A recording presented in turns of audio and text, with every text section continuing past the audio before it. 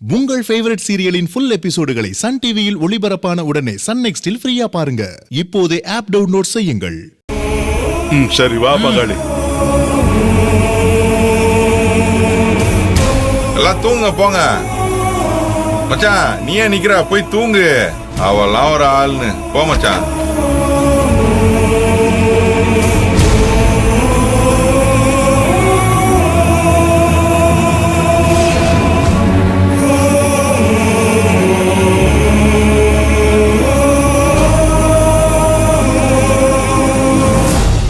அடியே துளசி, உன்னையும் உன் மாமியாக்காரையும் நான் விட மாட்டேன்.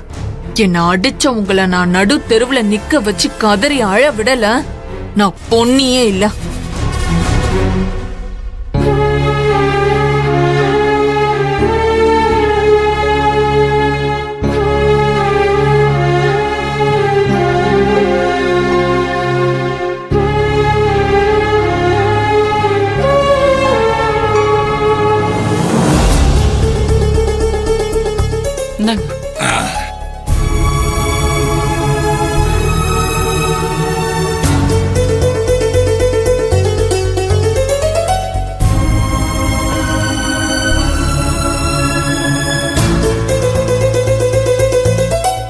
என்னைவா யாருக்கும் அடங்காம இப்படி ஆர்ப்பாட்டம் பண்ணிட்டு இருக்கா? நானும் அவ பேசுனது பொறுக்காம கண்டபடியா அடிச்சிட்டேன். ஆனா நான் யாரும் இப்படி அடிச்சதே இல்ல. அவ அந்த அளவுக்கு ஆத்திரத்தை கலப்புற மாதிரி பேசிவிட்டா. அதையும் பொறுக்க முடியல. ஆனா இப்ப மனசு கடந்து வருத்தப்படுது. மதனி, பொன்னிக்காக கவலைப்படுறத விடுங்க. முதல்ல உங்க மருமகளை போய் கவனிக்கிற வழிய பாருங்க. என்ன சொல்ற? நம்ம பேர குழந்தையால சின்ராசுக்கு ஆகாதுங்கிற விஷயம் இந்த வீட்ல எல்லாருக்கும் தெரிஞ்சிருக்கு. எப்படி தெரிஞ்சது? அது எப்படி தெரிஞ்சதுன்னு தெரியல. ஆனா இந்த வீட்ல இருக்கிற எல்லாரும் துளசி குழந்தை மேல கடுப்பா இருக்கிறாங்க. அதுக்காக என்ன வேணாலும் பண்ண துணிவாங்க. இந்த குடும்பத்து ஆம்பளைக்கு ஆகாத குழந்தைய பிறக்கவே கூடாதுன்னு அவங்க துளசிக்கு ஏதாவது குடுத்துட்டாங்கன்னா அப்புறம் அம்மானா வருமா அப்பானா வருமா? ஐயோ, நீ எல்லாம் என்ன ஜென்மம்! இந்த வீட்டுல நடந்த பிரச்சனை எல்லாம் பாத்துக்கிட்டு தானே இருந்த. இப்ப அடுத்த பிரச்சனைக்கு அடி போடுறியா? ஒழுங்கா போயிரு கோமதி. என்ன மதனி, இப்ப நான் என்ன தப்பா சொல்லிட்டேன்? நம்ம குடும்ப வாரிசை நம்ம தானே கவனமா பாதுகாக்கணும். அண்ணே, நான் சொல்றத கேளுண்ண.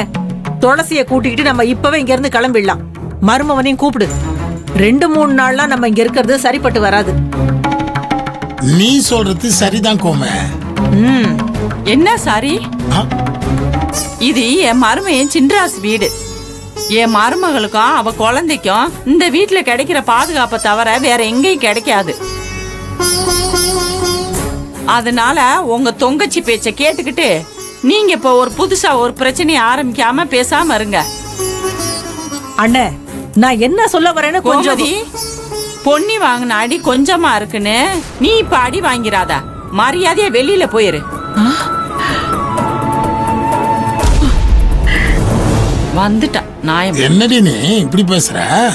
பின்ன இப்படி எல்லாம் பேசினா என்ன பண்ணுவாங்க? என்ன ஜென்மமோ!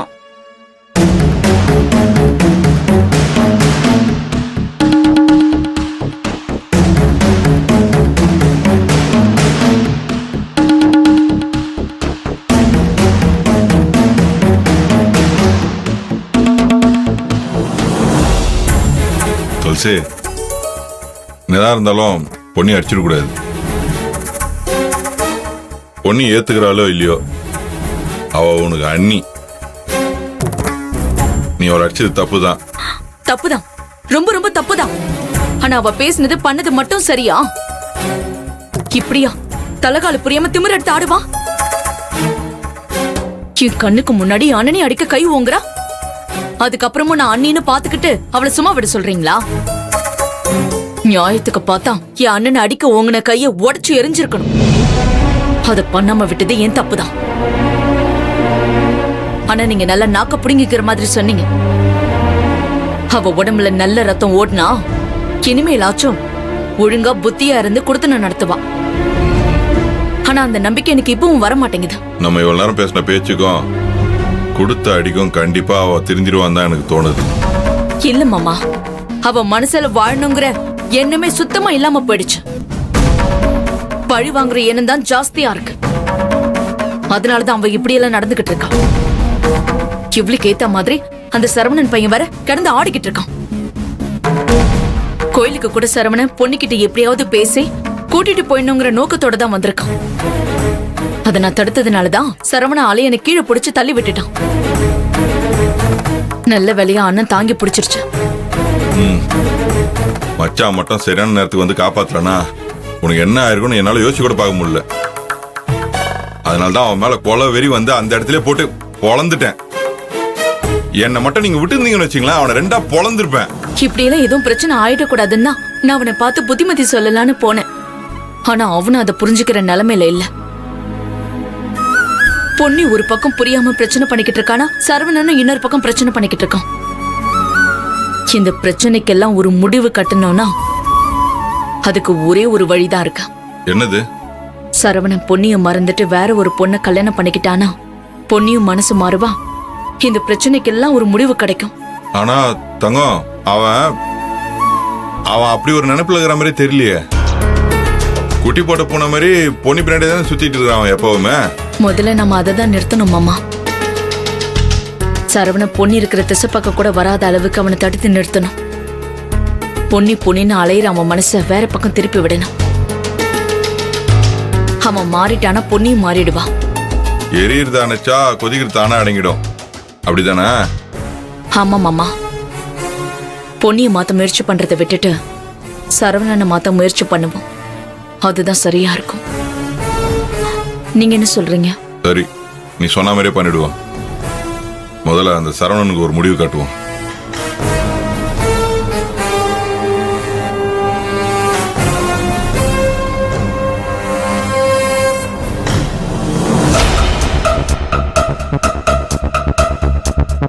எல்லாருமா சேர்ந்து என்ன அடிச்சு அவமானப்படுத்திட்டாங்கல்ல. அவங்க யாரையும் சும்மா விட போறதில்ல. ஒவ்வொருத்தருக்கும் இதுக்கு நான் பதிலடி கொடுத்தே தீருவேன். 1க்கு 100 அடிப்பேன், திருப்பி கொடுக்கறேன். நீ கொடுத்துதான் ஆகணும் பொன்னி. விட்டுறக்கூடாது, யாரையும் விடக்கூடாது. இதையெல்லாம் ஆற போடாம சூட்டோட சூட உடனே முடிச்சிடணும். பொன்னி, உன்னை அவமானப்படுத்தின எல்லாரையும் நீ அடிக்கணும்னா நீ மாப்பிள்ள கூட சேர்ந்து வாழணும். அதத்தான் நான் திரும்ப திரும்ப சொல்லிக்கிட்டு இருக்கேன். நீ கேட்கவே மாட்டேங்கிற. எப்படி கேட்க சொல்ற? பிடிக்காதவன் கட்டின தாலிய கழுத்துல சுமக்கவே முடியல. ஒவ்வொரு நிமிஷமும் நரக அவஸ்தையா இருக்கு. இதுல அவன் கூட குடும்பம் நடத்த சொல்றியா? இது எப்படி இருக்கு தெரியுமா? மூட்டை பூச்சிக்கு பயந்து வீட்டை கொளுத்து சொல்ற மாதிரி இருக்கு. இல்ல பொன்னி, நான் என்ன சொல்ல வரேன்? நீ எதுவும் சொல்லாத. சின்ராஸ் கூட வாழ்ந்துதான் பதிலடி கொடுக்கணும். சந்தியாவை ஊரை விட்டு விரட்டணும்னா அதுக்கு பதிலா நான் செத்து போயிடுவேன். எலிய விரட்ட ஒரே ஒரு தீக்குச்சி போதும். ஆனா யானைய விரட்ட ஒரு பெரிய தீ பந்தமே வேணும். அந்த சந்தியா இருக்காளே, அவ பெரிய யானை தான். அவளை எப்படி எதை வச்சு விரட்டி அடிக்கணும்னு எனக்கு நல்லாவே தெரியும். அவளை விரட்டுறதோட மட்டும் இல்லாம அத வச்சு சின்ராச இந்த ஊருக்கு முன்னாடி தலை குனிஞ்சு நிக்க வைப்பேன். ஒரே கல்ல 2 மாங்காய் அடிக்கிறேன். இத பாரு, புரியாம பிடிவாதம் பிடிச்சிட்டு இருக்காத. வெறும் மாங்காயை வச்சுக்கிட்டு என்ன பண்றது? மாப்பிள்ளையோட சொத்து பத்தி எல்லாமே நீ அனுபவிக்க வேண்டாமா? நாம சந்தோஷமா வாழ வேண்டாமா? மாப்பிள்ளைய தலகுனிய வைக்கிறதுனால ஆக போறது என்ன? அதனால ஏதாவது உனக்கு பிரயோஜனம் இருக்கா? பிரயோஜனம் இருக்குமா? மனசுக்கு பிடிச்சவன் கூட. மனசுக்கு பிடிச்சவனாவது மண்ணாங்கட்டியாவது. ஆசை 60 நாள், மோகம் 30 நாள். இதுல ஒண்ணு இல்லாத பயல நினைச்சுக்கிட்டு உன் வாழ்க்கைய நீயே நாசமாக்கிக்காத. மா, கொஞ்சம் நிறுத்துறியா? நீ முட்டாள்தனமா நடந்துக்கிறத முதல்ல நிறுத்து. புத்தி கெட்டு பேசுறத விட்டுட்டு புத்திசாலித்தனமா பொழைக்கிற வழிய பாரு. இல்லனா நீ சீரழிஞ்சுதான் போவ பாத்துக்க. நீ என்ன சாபம் கொடுத்தாலும் என் மண்டையில அது ஏறாது. உன் மாப்பிள்ளையோட வாழ்றதுதான் புத்திசாலித்தனம்னா அது எனக்கு தேவை கிடையாது. நான் முட்டாளாவே இருந்துட்டு போறேன். மாப்பிள்ளை கூட குடுத்தன நடத்தும்னு நொய்யன்னு என்ன டார்ச்சர் பண்ணிட்டு இருக்காத. என் லைஃபை எப்படி வாழணும், அதுக்கு என்ன பண்ணணும்னு எனக்கு நல்லாவே தெரியும். என்னடி நீ இன்னும் புரிஞ்சுக்காம? மா, நீ பேசிட்டல, இப்ப என்ன பேச விடு. கமலா, நீ கொஞ்சம் இரு. அவ என்னதான் சொல்றான்னு கேப்போம். நீ என்ன சொல்லணுமா சொல்லு பொன்னி. நீங்க 2 பேரும் ஒரு விஷயத்த நல்லா கேட்டுக்கோங்க. துளசியோட குழந்தை பிறக்குது, பிறக்காம போகுது. அத பத்தி எனக்கு எந்த கவலையுமே கிடையாது. துளசியோட கர்ப்பத்தை கலைக்கிறதெல்லாம் எனக்கு தேவையில்லாத வேலை. அர்ஜுனனுக்கு கிளி மூக்கு மட்டும் கண்ணுக்கு தெரிஞ்ச மாதிரி எனக்கு இந்த சந்தியாவை ஊரை விட்டே விரட்டி அடிக்கணும். அந்த சின்ராச விட்டே இந்த தாலியை கழட்ட வைக்கணும். இது 2 மட்டும்தான் என் நோக்கமாவே இருக்கு. அப்பதான் என்னால என் சரவணன் கூட நான் சேர முடியும். அப்போ உன்னை அடிச்ச துளசி அப்படியே விட்டுடலாங்கிறியா? நான் சரவணன் கூட சேரணும். சின்ராஸ் அவமானப்பட்டு தெருவுல நிக்கணும். அதை விட துளசிக்கு வேற என்ன அடி வேணும்? அடிப்பாவி, இவ என்ன இப்படி சொல்றா? இவள நம்பினா நம்ம கதி அதோ கதிதான் போல இருக்கு. துளசியோட கருவை கலைக்க யாரோடையும் கூட்டு சேராம நாமளே தனியா களத்துல குதிச்சு ஒரு கை பாத்திர வேண்டியதுதான்.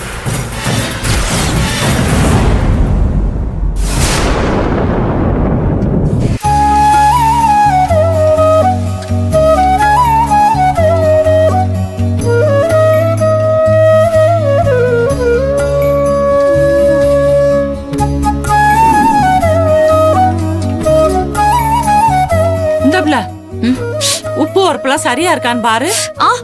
என்ன பிள்ள சுற்றுச்சா? இல்ல, வயிறு வலிக்குது. வயிறு வலிக்குதா? என்னாச்சு பிள்ள? தெரியலையே. ஒருவேளை சூட்டு வலியா இருக்குமோ? வா அம்மாட்ட என்னன்னு கேப்போம். வா கமலா, அந்த குழம்ப பாத்துக்க. அம்மா, மருமக வயித்த வலிக்குதுன்றா. சூட்டு வலியா தானம்மா இருக்கா? ஆமாத்தா, இளநீ குடிச்சா சரியா போயிடும். என் பேராண்டிகிட்ட போய் சொல்லு, வயிறு வலி சரியா போயிடும். புள்ள, நீ இங்க நிக்காத, இந்த சூடே உனக்கு தாங்காது. நீ போய் ரூம்ல இரு, நான் இளநீ கொண்டு வர சொல்றேன். சரி அத்தை. போ. சரி.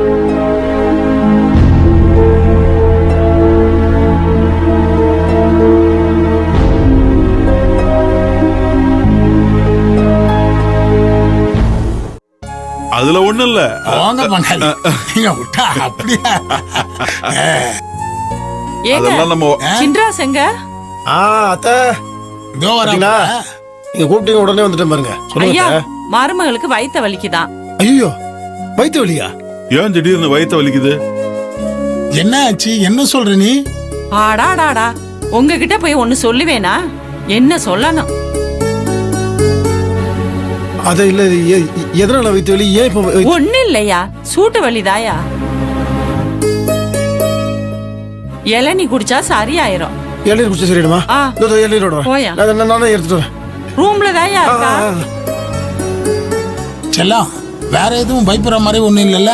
ஐயோ, அதெல்லாம் ஒண்ணு இல்ல. சரி, நாம போவோமா? போலாம் பங்காளி. சரி, சாப்பிட கரெக்டா வந்துருங்க. சரி, அப்புறம் தேடிக்கிட்டு இருக்க விட்டுறாதீங்க. ஐயோ, அதெல்லாம் நாங்க கரெக்டா வந்துருவோம். வாங்க பங்காளி. போயிட்டு வரோம்.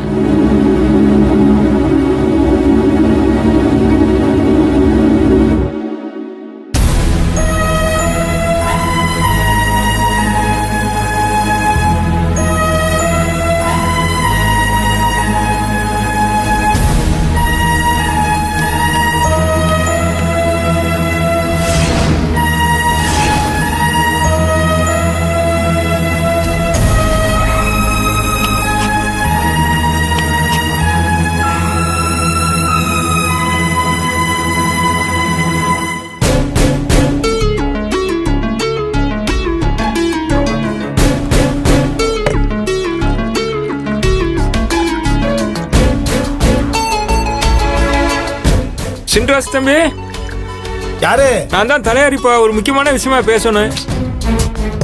வர வர வர. அடடா, நடக்கிறதையெல்லாம் பார்த்தா கடவுளே நமக்கு உதவி பண்ற மாதிரி இருக்கே.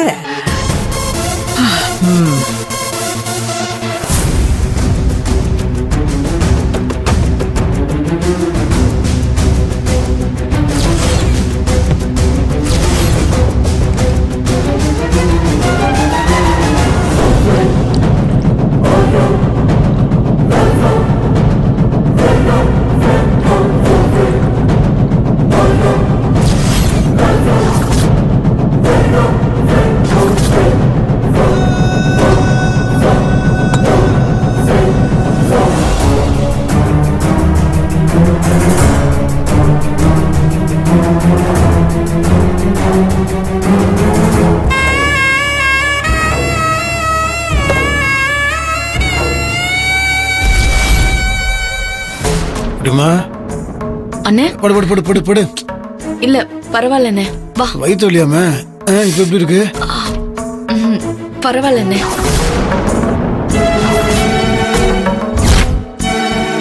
அது ஒண்ணும் இல்ல, அது சூடுனாலயா அத்தை சொல்லுச்சு. நீ பயப்படாத, சூடுனா தான் வலி வருமா. இந்தா இளநீர் குடிச்ச சரியாயிடும். நான் இந்தா குடிமா. சூட்டுக்கு இளநீர் தான் நல்லது. இது இளநீரை குடிய, அதுக்கப்புறம் உனக்கு வலியே வராது.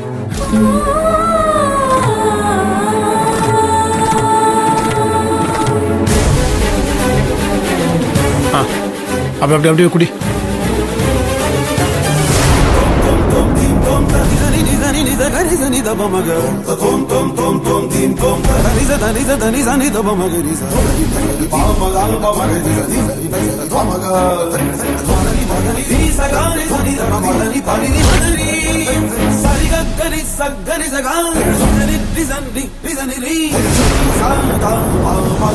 போதுமா? சரி, அப்படி படுத்துக்கோ. சின்ராசு, உன் கையாலேயே உன் தங்கச்சி கருவை கலக்க வச்சிட்டேன் பாத்தியா? இந்த கோமதிய யாருன்னு நினைச்ச? கூனியும் சகுனியும் கலந்த கலவடானா? சரி நீ படு படு.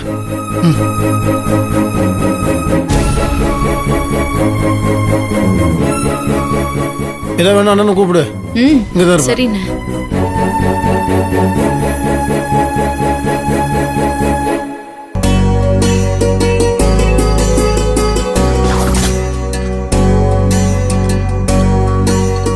அப்படிமா? நீ வர, நீ வர. நீ இலையெல்லாம் விட்டு என் கூட வந்து உட்காந்து சாப்பிடு. ஏற்கனவே உனக்கு வயிற்று வலின்னு சொல்லிட்டு குடிஞ்சு குடிஞ்சு பண்ணிட்டு இருக்கிற. என்ன தாங்க? டேய், நீ குளிக்க போன நேரத்துல உன் பொண்டாட்டி வயித்த வலின்னு சொன்னா, சின்ராசு இளநீ வெட்டி குடுத்தாச்சு. அவளும் குடிச்சிட்டா. ஏம்ல இப்போ உனக்கு வலிக்கல? இல்ல. கேட்டியா? பதறாம சாப்பிடு. சரிம்மா, சரி. வலி சரியா போச்சா? இனிமேதான் பெரிய வலியும் வேதனையும் உனக்கு இருக்குடி.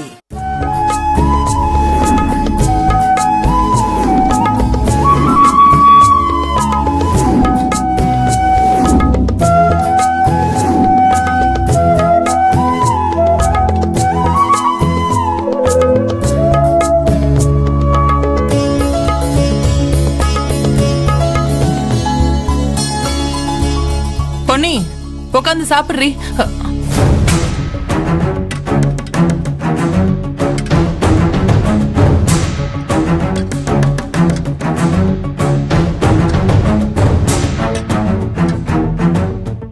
பொன்னி கூடவே உட்காந்து சாப்பிடு. கமலா, பொன்னிக்கு ஒரு இலைய போடு. இங்கே உட்காருடி.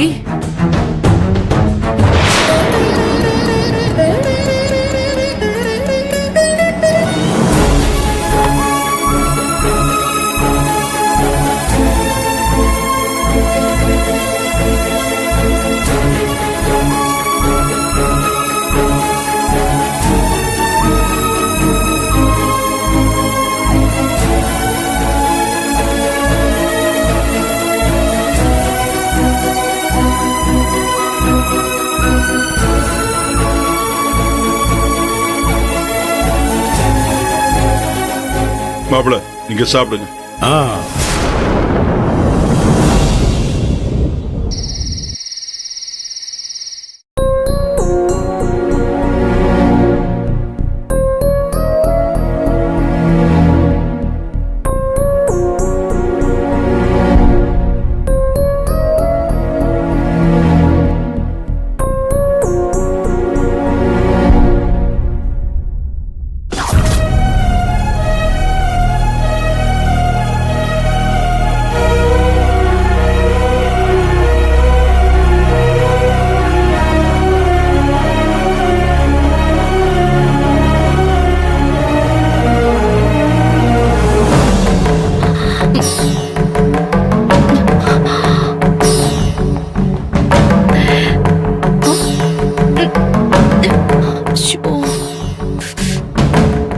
டானிக் குடிச்சதுக்கு அப்புறம் வலி குறையன்னு பார்த்தா திடீர்னு வலி ரொம்ப ஜாஸ்தியா இருக்கேன். மாமா ஷோ மாமா